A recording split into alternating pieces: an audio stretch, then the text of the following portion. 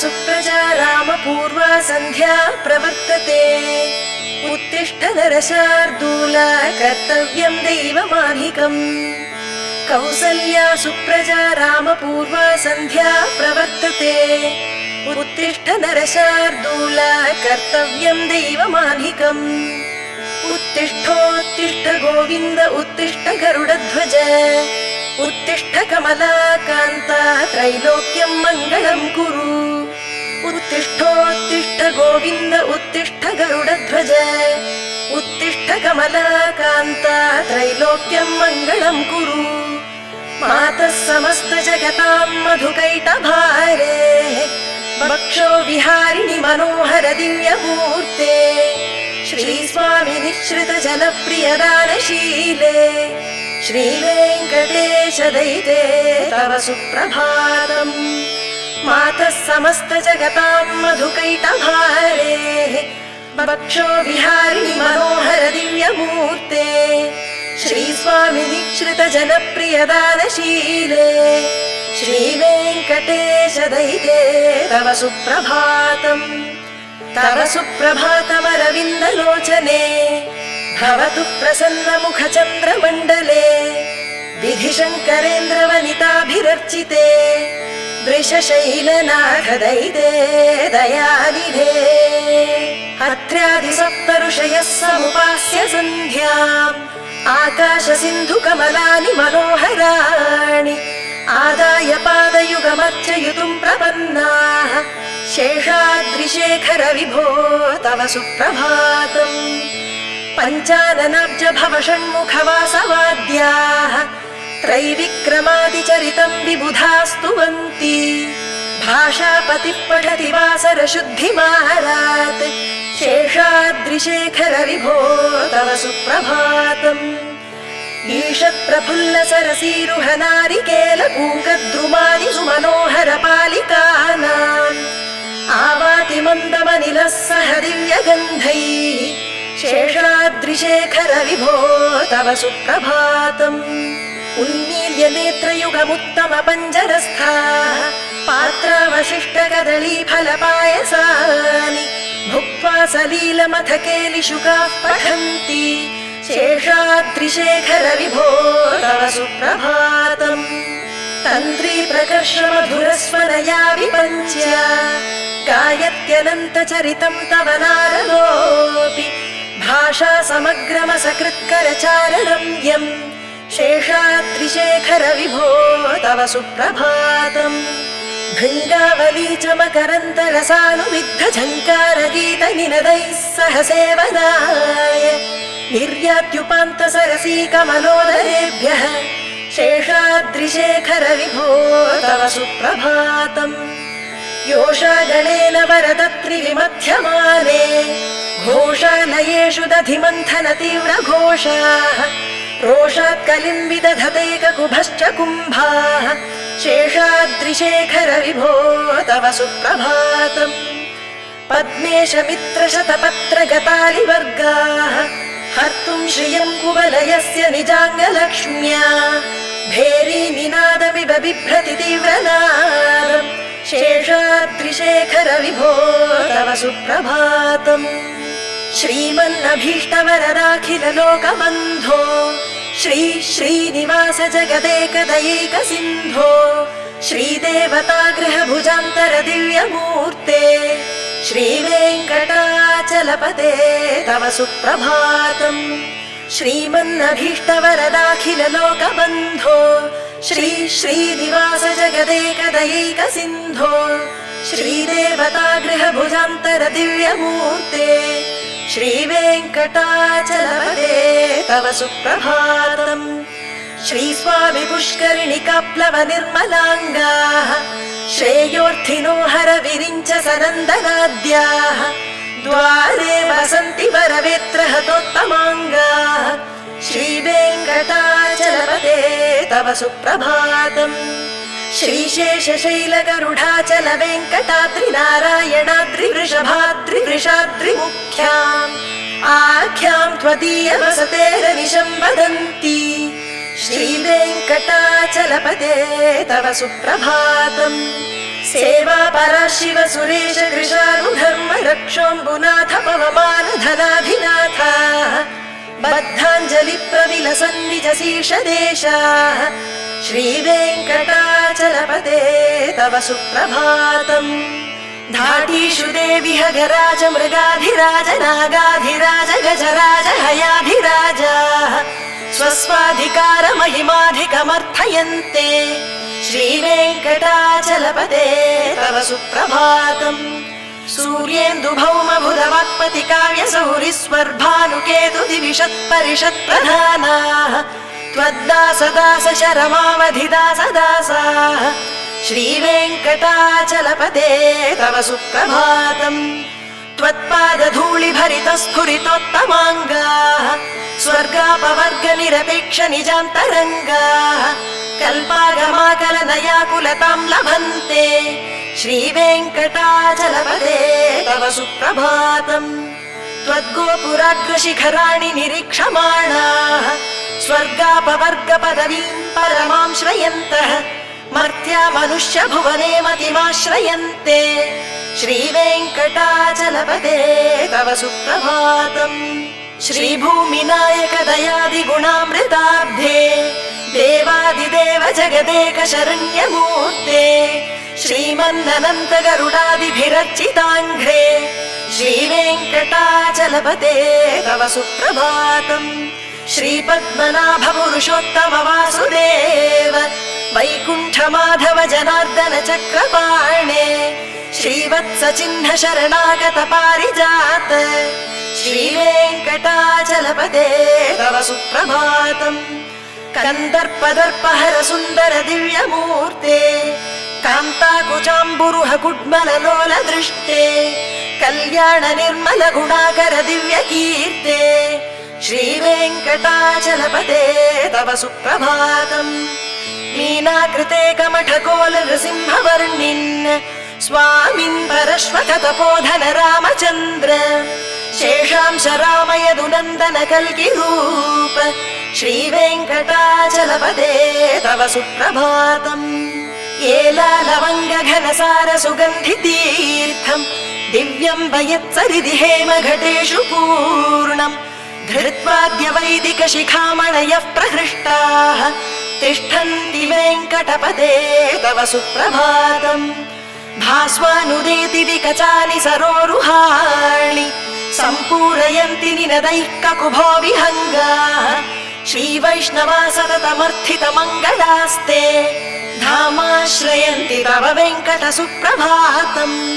ब्रह्मादयः सुरवराः समहर्षयस्ते सन्तः सनन्दन मुखास्तव योगिवर्याः धामान्तिके तव हि मङ्गलमस्तु हस्ताः श्रीवेङ्कटाचलपते तव सुप्रभातम् लक्ष्मी निवास निरवद्य गुणैक सिन्धो संसार सागर समुत्तरणैक सेतो वेदान्त वेद्य निज वैभव भक्त भोग्य श्रीवेङ्कटाचलपते तव सुप्रभातम् लक्ष्मी निवास निरवद्य गुणैक सिन्धो संसार सागर समुत्तरणैक सेतो वेदान्त वेद्य निज वैभव भक्त भोग्य श्रीवेङ्कटाचलपते तव सुप्रभातम् इत्थं वृषाचलपतेरिह सुप्रभातम् ये मानवाः प्रतिदिनं पठितुं प्रवृत्ताः तेषां प्रभात समये स्मृतिरङ्गभाजाम्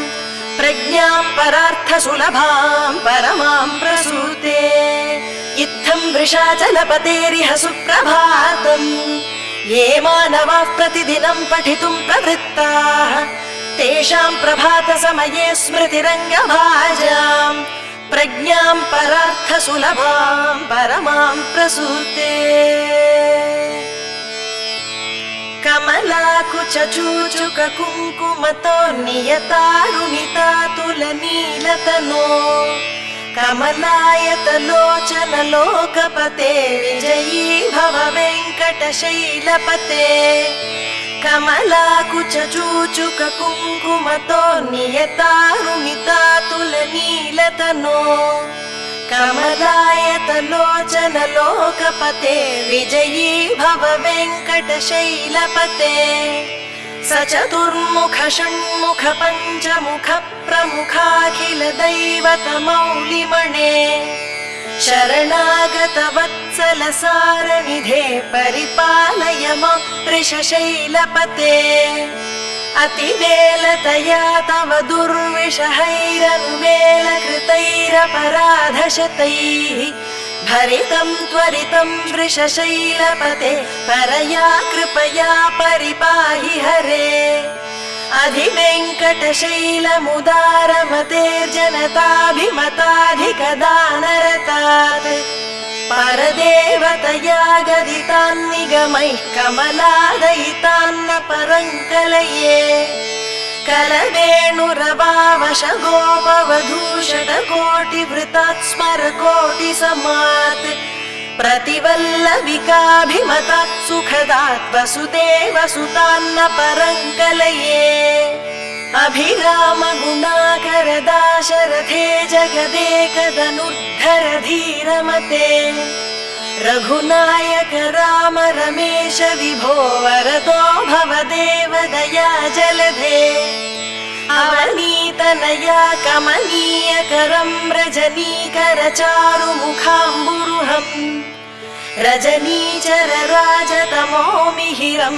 महनीयमहं रघुराममये सुखं सुहृदं सुलभं सुखदं स्वनुजं च सुखाय ममोघशरम् अपहाय रघुत्वहमन्यमहं न कथञ्चन कञ्चन जातु भजे विना वेङ्कटेशं न नाथो न नाथः सदा वेङ्कटेशं स्मरामि स्मरामि हरे वेङ्कटेश प्रसीद प्रसीद प्रियं वेङ्कटेश प्रयच्छ प्रयच्छ विना वेङ्कटेशं न नाथो न नाथः सदा वेङ्कटेशं स्मरामि स्मरामि हरे वेङ्कटेश प्रसीद प्रसीद प्रियं वेङ्कटेश प्रयच्छ प्रयच्छ अहं दूरदस्ते पदाम्भोजयुग्म प्रणामेच्छया गत्य सेवां करोमि सकृत्सेवया नित्यसेवा फलं त्वं प्रयच्छ प्रयच्छ प्रभो वेङ्कटेश अज्ञानिना मया दोषान्न शेषान् विहितान् हरे क्षमस्वत्वं शेषशैलशिखामणे अज्ञानिना मया दोषान्न शेषान् विहितान् हरे क्षमस्वत्वं शेषशैलशिखामणे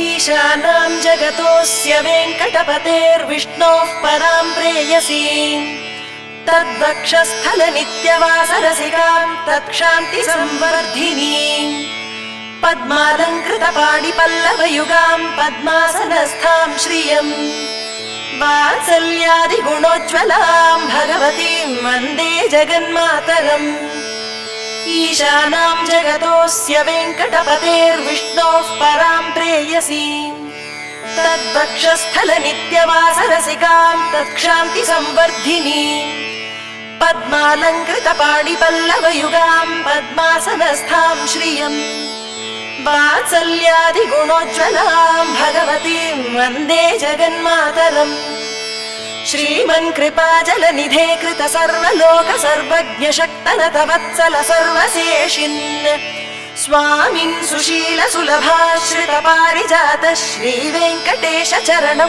शरणं प्रपद्ये श्रीमन्कृपाजलनिधे कृत सर्वलोक सर्वज्ञ शक्तनत वत्सल सर्वशेषिन् स्वामिन् सुशील सुलभाश्रित पारिजात श्रीवेङ्कटेश चरणौ शरणं प्रपद्ये आनूपुरार्पित सुजात सुगन्धि पुष्प सौरभ्य सौरभकरौ समसन्निवेशौ सौम्यौ सदानुभवनेऽपि नवानुभाव्यौ श्रीवेङ्कटेश चरणौ शरणं प्रपद्ये सद्यो विकासि समुदित्पर सान्द्र राग सौरभ्य निर्भर सरोरुह साम्यवार्ताम् सम्यक्षु साहस पदेषु विलेखयन्तौ श्रीवेङ्कटेश चरणौ शरणं प्रपद्ये रेखामयध्वज सुधाकलशातपत्र वज्राङ्कुशाम्बुरुह कल्पक शङ्ख चक्रैः भव्यैरलङ्कृत तलौ परतत्त्वचिह्नैः श्रीवेङ्कटेश चरणौ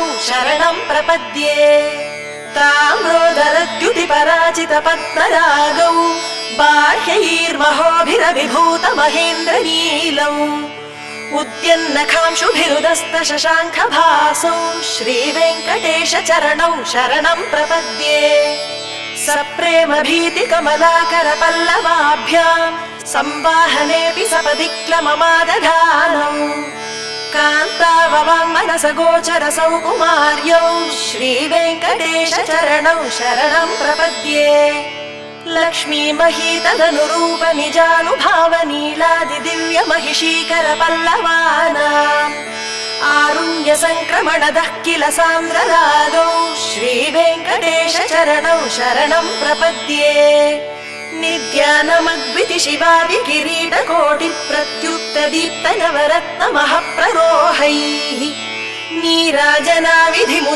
विधिमुदारमुपादधानौ श्रीवेङ्कटेश चरणौ शरणं प्रपद्ये विष्णोः पदे परम इत्युदित प्रशंसौ यौ मध्व उत्स इति भोग्यतयाप्युपात्तौ भूयस्तथेति तव पाणितल प्रतिष्ठौ श्रीवेङ्कटेश चरणौ शरणं प्रपद्ये पार्थाय तत्सदृश सारथिना त्वयैव यौ दर्शितौ स्वचरणौ शरणं व्रजेति भूयोऽपि मह्यमिकतौ करदर्शितौ ते श्रीवेङ्कटेश चरणौ शरणं प्रपद्ये मन्मूर्धिकालिय फणे विकटाटवीषु श्रीवेङ्कटाद्रिशिखरे शिरसि श्रुतीनाम् चित्तेऽप्यनन्य मनसां सममाहितौ ते श्रीवेङ्कटेश चरणौ शरणं प्रपद्ये अम्लान हृष्य तव नीतल कीर्ण पुष्पौ